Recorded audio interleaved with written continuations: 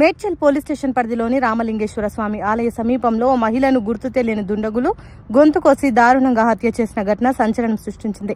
ఆదివారం ఈ ఘటన వెలుగులోకి వచ్చింది. నిర్మానుష్యంగా ఉన్న ప్రాంతంలోని ఓ గదిలో దాదాపు 35 నుంచి 38 సంవత్సరాల వయసు గల మహిళా మృతదేహం కనిపించడంతో స్థానికులు పోలీసులకు సమాచారం అందించారు.